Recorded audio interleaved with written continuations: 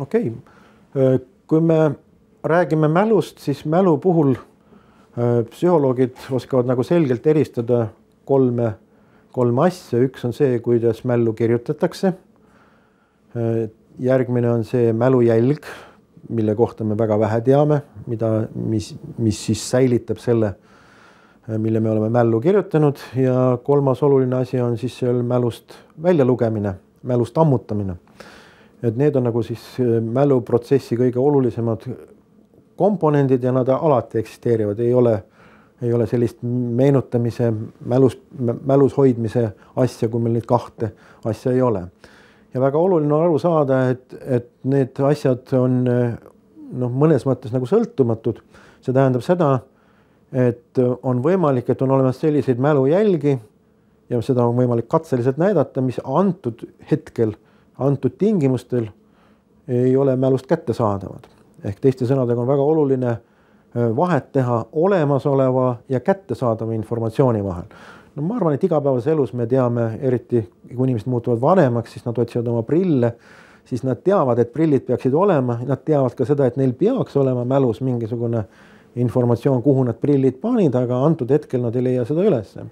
Nii et ma ütleksin, et psühholoogia kõige revolutsioonilisem ja olulisemad muutused mälu mõistmisel ja need on seotud kõik tulvinguga, ongi just nende erinevate faaside ja osade eristamine, mis kõige olulisem, et seda osatakse, ka psühholoogid oskavad neid vastastikku lahutada ja neid näidata seda, kuidas, milline osa on igal ühel sellesse.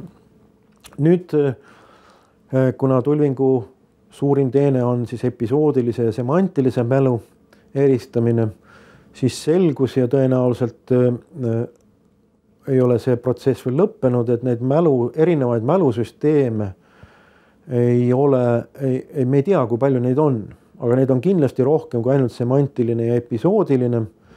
Näiteks üks mälusüsteem, mille avastamise juures ka Endel Tulving oli, seda nimetatakse priminguks ingliskeelsest sõnast, mis tegelikult, kui eesti keelde pikalt ja ebamugavalt tõlkida, siis on äratundmise hõlbustamine oleks tema õige nimetus ja mõte on siis selles, et inimestel, kui neil on väga suuri raskusi mõne asja meenutamisega või äratundmisega, et kui neile antakse teatuid vihjeid.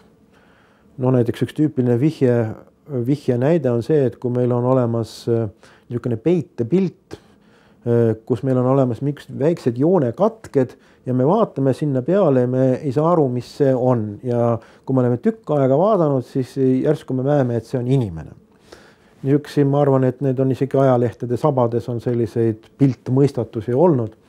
Nüüd mõte on siis selles, et selgub, et inimesel on, et kui inimesele anda õigeid vihjeid, siis inimene näiteks ka, kellel on väga rasked mälupuudused nagu Alzheimeri tõbi või mingi orgaaniline ajukahjustus, siis see mäluliik võib olla suhteliselt säästetud nendest ajukahjustustest. Näiteks inimesed tunnevad